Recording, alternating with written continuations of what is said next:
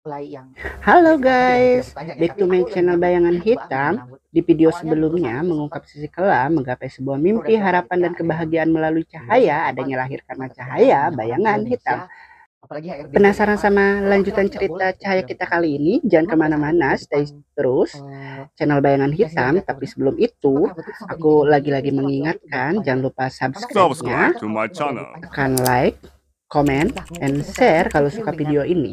film itu Agar gitu. kawan-kawan bayangan di rumah Iya, juga bisa makanya melihat ribet-ribet video orang ini. kita. Bye.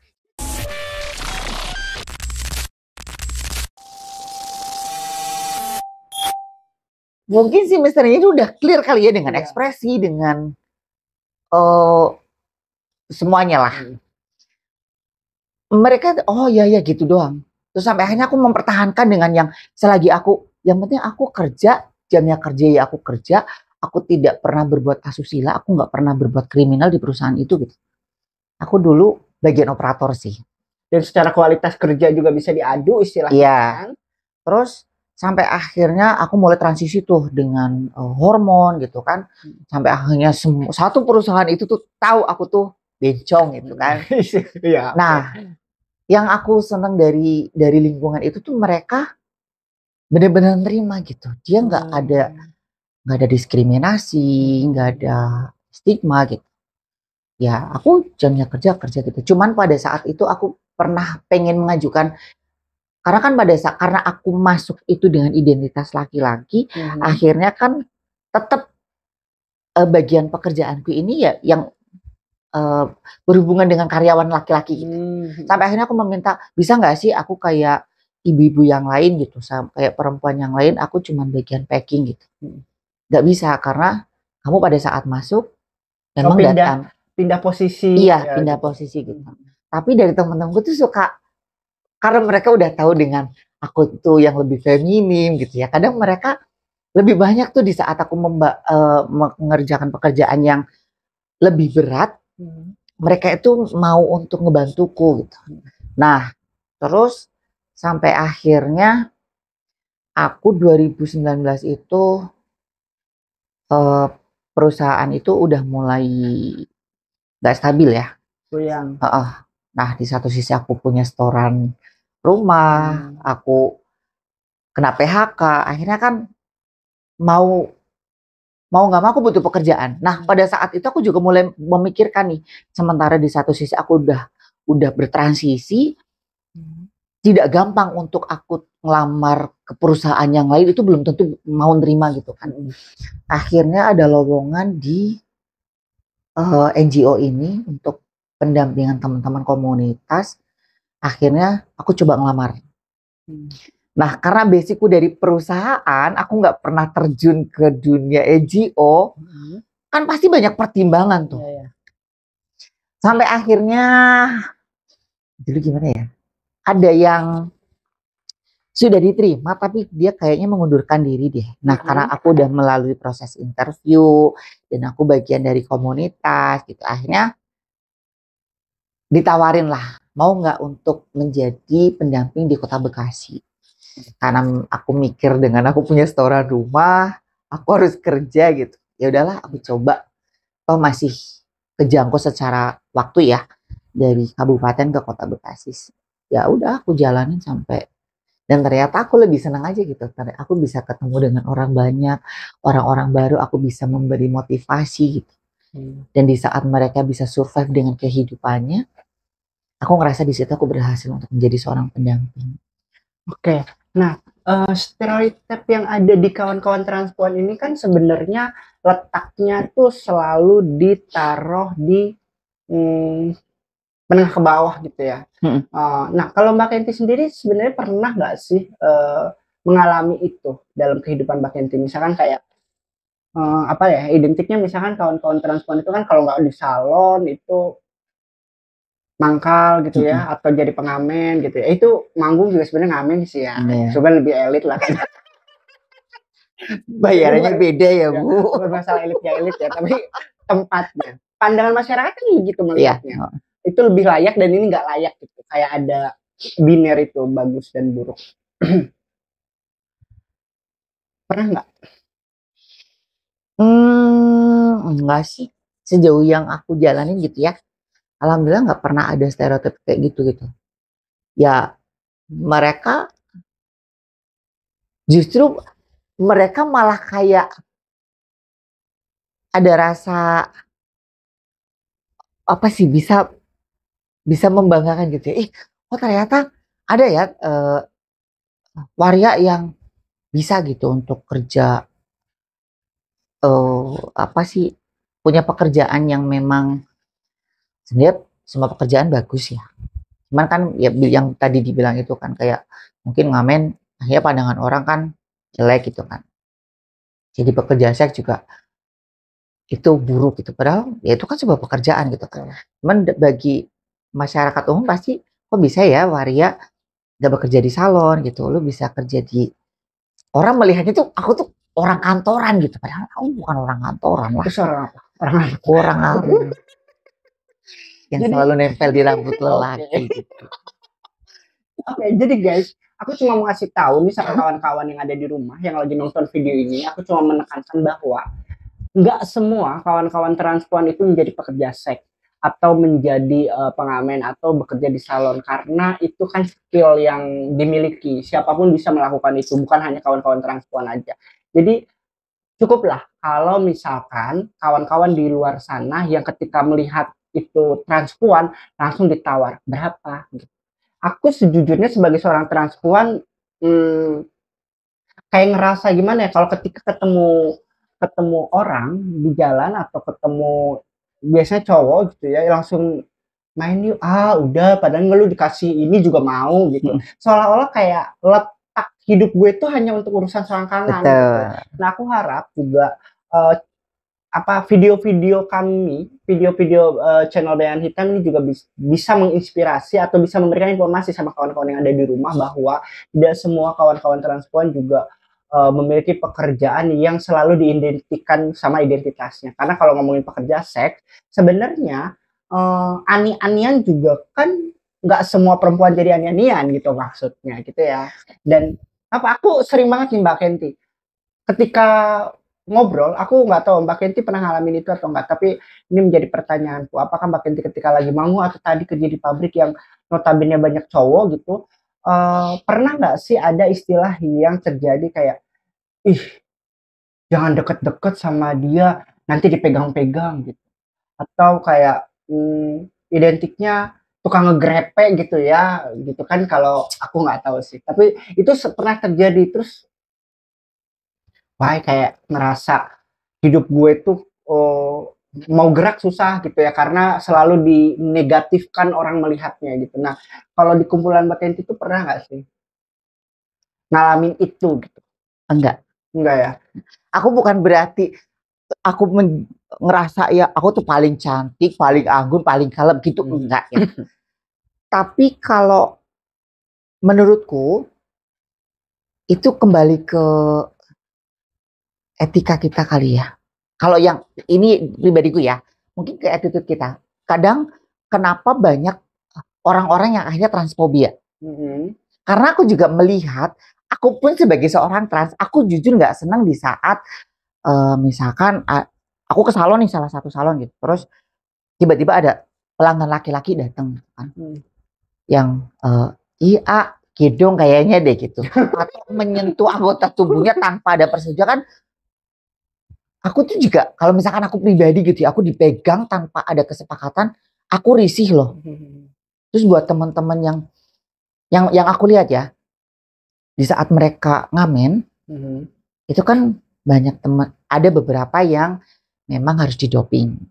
Ya. Oknum lah ya ini ya bukan ada beberapa oknum yang di saat mereka bekerja itu memakai dopingan, entah itu biasanya sih setahu aku sih mungkin minum gitu ya. Hanya kan di saat itu kan kadang suku udah lepas kontrol nih. Di saat di lapangan lagi nongkrong banyak cowok tiba-tiba megang gitu atau Noel gitu. Gimana orang nggak takut coba? Kerjaannya nakut-nakutin orang. Jujur aku nggak seneng. Gimana akhirnya orang nggak selalu menstigma kita gitu. Mungkin aku sih ya kalau kita pengen dihormati orang ya berarti kita harus menghormati orang. Kalau kita pengen dihargai orang lain ya berarti kita harus menghargai orang lain. Jadi istilahnya pembelajarannya itu harus dari kedua belah pihak ya. Iya. Dari kawan-kawan komunitas maupun kawan-kawan masyarakat di luar sana gitu ya. Bagaimana masyarakat bisa mengenal kita, kita juga bisa mengenal masyarakat bisa mengenal kita gitulah istilahnya. Ya makanya mungkin dari warga yang aku tinggali gitu ya, mereka bisa menerimaku mungkin karena melihat aku tuh yang nggak aneh-aneh gitu. Aku yang nggak menjadi pelaku pelecehan seksual gitu kan. Dulu biar aku padahal dulu belum tahu dengan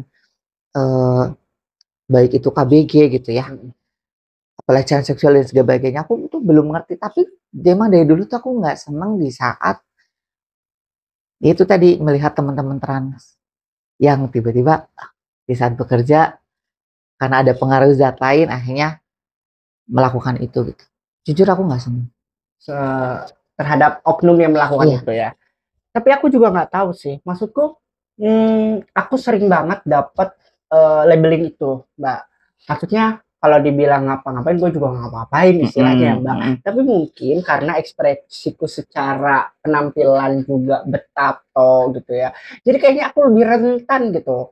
Tapi mungkin nggak tahu ya, karena mungkin orang bisa menilai itu dari cara berpakaian gitu kali ya mungkin.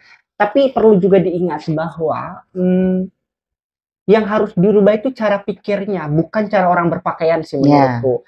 Karena juga kalau melihat dari data Komnas Perempuan gitu ya terkait korban pelecehan seksual, banyak korban-korban yang menjadi pelecehan seksual juga yang tertutup sebenarnya. Tapi memang yang harus dirubah itu adalah mindset dari pengetahuan kita semua. Jangan istilah kasarnya menilai orang hanya dari cover gitu ya. Apa sih cover? Apa sih? Cover bungkusnya gitu. Bungkusnya. Tapi orang Sunda deh. Tapi biarpun aku tertutup gitu ya.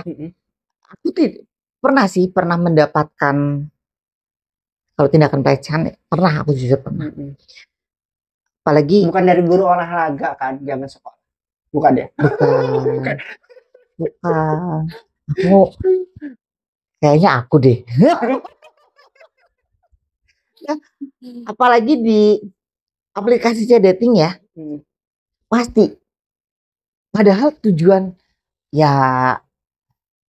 oke lah, kita di satu sisi manusia kita butuh untuk seksualitasnya kita butuh, tapi tujuan utamanya kan sebenarnya bukan itu gitu ya. Hanya untuk yaudah pengen nambah teman gitu. Tapi kenapa di saat kita misalkan kita jujur nih, aku tuh bukan perempuan biologis gitu ya. Aku tuh perempuan KW1 gitu ya. Langsung dong dia tuh, berarti bisa dong dipakai. Nah itu suka anjir di otak. Ini yang salah otakmu apa otakku sih gitu. Yang salah otakmu apa genderku sih yang salah gitu. Kenapa sih kok orang beranggapannya wah ya itu ya udah cuman butuh seks gitu. Ya oke lah, kita manusia seksual. Aku manusia seksual, aku butuh seks. Tapi bukan itu yang aku utama itu bukan itu. Betul. Nah itu maksudku. Akhirnya identitas transpuan itu selalu diletakkan pada selangkangan gitu. Betul. Dan seolah-olah kalau transpuan itu gila selangkangan gitu ya. Padahal jadi banyak juga cowok nih yang kayak ketika dekat sama transpuan kayak seolah-olah takut digrepe atau takut kayak dipegang-pegang. Hey, meskipun kita suka sama laki, kita juga punya selera, bro. Iya. Istilahnya gitu ya. Aku tuh kadang kayak ketika lagi nongkrong gitu atau lagi jalan, seolah-olah kayak tatapan orang yang negatif sama aku kan kerasa gitu ya. Seolah-olah kayak apa yang salah sama gue, orang gue juga nggak ngapa-ngapain gitu kan. Tapi kayak apa namanya, lu mau nggak gini? Kayak di media sosial, makanya aku tuh jarang banget juga sih sebenarnya kayak ngebales-bales DM atau inbox gitu atau apa yang sifatnya chat di media sosial tuh yang aku buka, yang aku respon. Tapi mindset orang Indonesia dah. Mindset orang Indonesia kalau makanya cara pikirnya yang harus dirubah kan. Buktinya di luar negeri pun orang bertato banyak, orang yang pakai bikini berjemur di pinggir pantai pun banyak, tapi kekerasan seksualnya juga gak separah di Indonesia kan. Justru sekarang di Indonesia, ya benar yang tadi dibilang, justru yang tertutup kok malah banyak.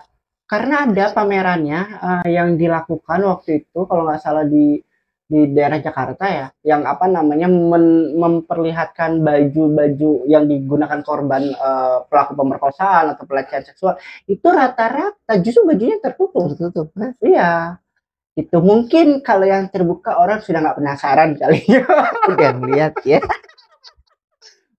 Sorry, ini cuman ketawaan kita aja. Nah, aku sebenarnya kalau ngomongin soal percintaan nih, jadinya akhirnya Mbak Kenti sendiri udah punya pasangan belum sih? Pernah, tapi untuk saat ini enggak mau pasangan. Enggak punya, bukan enggak mau pasangan. Cuman untuk saat boleh berarti ya kalau ada yang mau dekat. Boleh, silahkan nanti hubungin kontak di bawah ini. Asik. Gimana dulu? Boleh cerita nggak pengalaman berelasi? Pengalaman berelasiku tuh cukup unik ya, karena aku sudah 4 kali terakhir ini aku berelasi itu dan dikenalkan sama keluarga pasanganku. Jadi banget kali ya guys. Terus mereka tuh nggak tahu kalau aku trans. Keluarganya? Iya, keluarganya tuh nggak tahu kalau. Tapi kalau pasangannya tahu kan? Pasangannya tahu lah, mungkin. Cuman apa ya, akhirnya menjadi bumerang dan akhirnya sekarang menjadi pembelajaranku. Aku nggak mau nih dibodohin sama pasanganku gitu. Kalau misalkan emang lu pengen kenalin gue, ya berarti kenalin gue sebagai seorang Kenti, tapi bukan sebagai Kenti yang harus ala-ala pewong gitu ya. Lu kalau mau silakan, iya ya, gitu kan, perempuan perkasa yang hamil nanti kayak Mbak yang ada di sini, yang ada di channel 4 kali dikenal, maksudnya punya relasi 4 kali tuh, 4 kali terakhir kemarin dikenalin dan ternyata justru aku mendapatkan restu loh. Mungkin aku calon menantu idaman kali ya. Iya, bisa. Aku mohon maaf ya kalau misalkan memang dari salah satu keluarga pasanganku sebelumnya, karena aku sampai sekarang belum out. Oh, jadi kalau tiba-tiba keluarganya nonton video aku ini, mohon maaf banget, bukan berarti aku mau membohongi keluarga gitu ya, tapi ya memang pada saat itu karena aku tidak dipertanyakan gitu. Kadang sih memang itu ya, kadang manusia, aku nggak tahu ya, tapi kebanyakan manusia itu ketika ingin berkenalan sama orang, terus dia terlalu sibuk mempertanyakan apa agama lo, apa identitas lo dan lain-lain gitu. Maksudnya ya udah, kalau memang dia baik ya baik aja, terlepas dari agamanya apa, identitasnya apa gitu ya. Tapi memang kadang norma-norma sosial, nilai-nilai agama yang ditanamkan di budaya kita kan akhirnya menjadikan itu capaian atau penilaian orang lain terhadap orang lain. Ada yang mau disampaikan nggak sama orang-orang di luar sana terkait kita nggak pernah tahu ya, lagi-lagi seperti yang tadi terkait identitas yang tidak pernah tahu. Karena sejujurnya memang gue tuh nggak pernah ngomong tentang halo saya Alkabahit, saya adalah seorang transpuan, ya udahlah ya gitu kan, gue nggak perlu untuk bilang siapa diri gue gitu kan, dan gue manusia, gue cukup berbuat baik sesama manusia gitu. Tapi kalau ditanya ya gue akan jawab, kalau nggak ditanya ya ngapain. Iya, nggak penting juga kan buat orang lain kan. Tapi pada saat aku berrelasi itu, akhirnya aku bilang itu jadi bumerang itu karena namanya orang tua di Indonesia, anak laki-laki bawa perempuan gitu kan ya, pasti otomatis dia mempertanyakan dengan keseriusannya. Dan itu jelas-jelas di depanku langsung ditanyain dong, gimana keseriusannya? Mau lanjut? Iya, mau lanjut atau gimana? Mau tunangan dulu atau mau langsung? Anjir, kayak lu satu sisi ini wah gue bahagia berkembang-kembang ini, atau lu malah justru jadi ketakutan gitu? Ketakutan. Karena lu lagi pada saat aku dikenalin itu aku tuh gak bakalan nyangka bakalan sejauh itu. Justru aku malah mikir buruknya. Pada awal kali aku dikenalin sama keluarganya itu aku berpikir buruknya. Kalau memang misalkan gue ketahuan cong, ya udahlah, gue keluar dari rumah itu gitu. Takutnya gue tiba-tiba diusir atau apa. Ya udah, gue keluar dari rumah itu, gue balik ke Bekasi. Karena waktu itu memang di Jawa ya. Nah terus ternyata sampai sana tuh 180 derajat itu berbalik dengan apa yang gue pikirkan.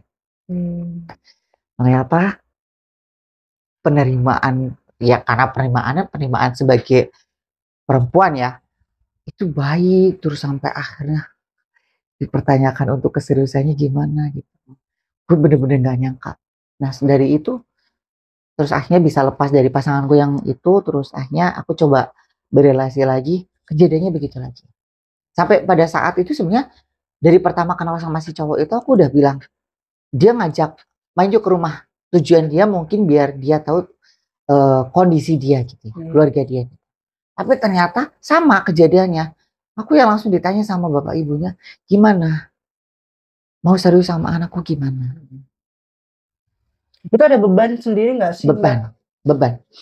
Aku di satu sisi, aku nggak pengen untuk membohongi, apalagi orang tua ya. Aku nggak pengen membohongi orang tua. Tapi kenapa kok malah aku yang, kenapa sih pasanganku harus memperkenalkan aku sebagai Kenti yang lain gitu, bukan sebagai Kenti sebagai diriku sendiri. Nah, ini asumsiku ya Mbak. Apa namanya? Mungkin juga nggak ada tujuan kali ya. Namanya orang mau kenalin ke keluarganya gitu. Nggak ada istilahnya tuh aku punya pacar cewek atau transpuan, nggak ada gitu. Mungkin ya karena pengen kenalin aja gitu. Tapi aku sih pengen tahu apa namanya pengalaman Mbak Kenti yang tadi. Soal apa tadi yang dibuat kayak beban. Sebenarnya aku sadar guys, identitas lo itu ya apapun yang lo pilih terhadap identitas lo tuh itu yang perlu dihargain gitu ya, istilahnya itu yang perlu untuk diinikan. Jadi terlepas lo mengaku diri lo apa, ya itu yang perlu untuk dihargain gitu. Nggak ada yang salah dengan lo mau out atau enggak terhadap identitas lo gitu kan, itu yang harus dipegang gitu. Tapi mungkin juga banyak, aku sih yakin banyak kawan-kawan kita juga yang punya pengalaman yang sama gitu. Nah menurut Mbak Kenti itu suka nggak sukanya atau pengalaman apa sih yang akhirnya Mbak Kenti akhirnya memutuskan untuk enggak deh, kayaknya gue lanjutin karena juga dipaksa terus kewong, sementara gue sadar diri gue nggak akan bisa kewong gitu. Kalau gue paksain untuk kewong juga ntar ujung-ujungnya kayak pemalasan identitas dan lain-lain gitu kan istilahnya. Nah apa yang membuat Mbak Kenti sendiri itu beban gitu? Ya itu bebannya akhirnya kan, kalaupun memang aku misalkan mau melanjutkan hubungan itu, otomatis kan aku harus memalsukan identitas. Ya kan, nanti belum dengan pertanyaan, andai misalkan aku bisa nih berhasil untuk memasukkan identitas dan sampai ke jenjang pernikahan. Tapi kan orang Indonesia pasti kalau belum nikah ditanyain kapan merit, setelah merit kapan punya anak gitu, mampus lah. Udah punya anak satu kapan nambah adiknya? Makanya itu aku intinya sih aku nggak mau lah ya, karena tujuanku tuh bukan sampai ke yang harus diakui dengan pernikahan. Sebuah hubungan itu tidak harus diakui dengan pernikahan kalau menurutku ya. Jadi harusnya diakui dengan komitmen. Komitmen giling. Ya, sekarang bisa disahkan secara agama dan pemerintah misalkan. Tapi kalau misalkan memang komitmen dari kedua belah pihak ini tidak bagus, tetap toh berusia dengan perceraian gitu ya. Tapi memang tujuanku sih bukan untuk, aku tidak mengidamkan yang sampai aduh coba dong di Indonesia dilegalkan nih untuk pernikahan buat teman-teman komunitas gitu. Aku kalaupun di Indonesia dilegalkan, aku tetap tidak akan memilih untuk menikah gitu dengan laki-laki gitu, enggak. Ya udah. Mau menikah atau nggak mau menikah? Enggak. Nah, harapan Mbak Kenti sendiri nih sebenarnya sebagai seorang transpuan, apa sih perjuangan Mbak Kenti dalam identitas Mbak Kenti? Aku bisa berbuat baik ke sesama. Aku bisa diterima dengan baik, itu juga aku merasa bersyukur gitu ya. Nggak yang harus didiskriminasi, nggak harus di stigma gitu.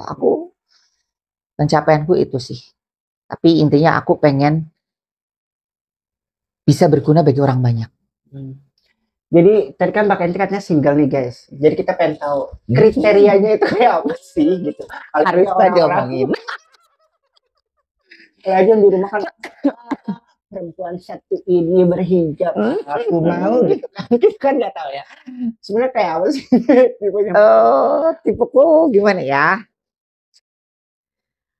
Yang pastinya sih bertanggung jawab ya. Bertanggung jawab, baik. Masih kayaknya yang ya kalau tinggi badan, berat badan. Kayaknya terlalu muluk-muluk ya. Nah itu yang tadi aku bilang, bahwa seolah-olah kita sebagai identitas transpuan ini tuh selalu kayak dipasrahkan menerima apa yang kita dapatkan, kayak nggak boleh bermimpi gitu. Iya. Ya nggak apa-apa lah, namanya itu yang berandai-andai ya kan. Kali aja memang ada yang di rumah nonton, ya gue pengen kayak siapa ya istilahnya, Andy Lau gitu istilahnya. Siapa sih Andy Lau? Aku sih lebih senang. Ya, artis lama banget sih gue ketahuan nomornya. Mana Andy Lau pula ya, jauh banget gitu. Oke. Aku sih lebih senang dengan cowok yang kurus banget enggak, gemuk banget juga enggak gitu. Lebih tinggi dari aku. Aku cuma 160. Ya, 160. Masa sih? Kayaknya lebih deh. Enggak, aku 160. Masa sih? Lu sama gue kan tinggian siapa? Tinggal lu kan? Dikit. 160. Aku lebih senang sama cowok yang berbulu. Oke. Jujur. Oke. Dan apa sih? Fetisku tuh bulu kaki cowok loh. Bulu kaki banci kan? Bukan. Langsung lihat. Aku nggak ngerti. Menurutku kayak lebih senang aja gitu. Bukan akhirnya terus berpikiran ke seks ya gitu, enggak. Tapi aku lebih senang aja gitu. Kalau kayak dulu pun mau punya pasangan, ya udah kalau misalkan nonton TV gitu, aku tuh sambil atau sebelum tidur gitu, aku pasti ngelus-ngelus bulu kaki gitu. Nggak ngerti, aku senang aja. Oke, iya ya. Jadi yang penting tanggung jawab ya. Itu poin pertama ya. Yang penting tanggung jawab. Nah, kalau harapan Mbak Kenti sendiri tuh apa namanya, dalam sosial atau dalam bermasyarakat, atau harapan Mbak Kenti dalam diri Mbak Kenti saat ini tuh apa? Harapannya kita bisa diterima baik di masyarakat, kita tanpa ada dibedakan gitu ya. Kayak misalkan kita harus mempunyai identitas, ya semua warga bisa memiliki identitas, ya berarti kita juga harus punya. Kita pokoknya jangan ada perbedaan lah, kita sama-sama warga negara. Intinya sih pengen sama harapan dia. Harapan Eke ya? Iya.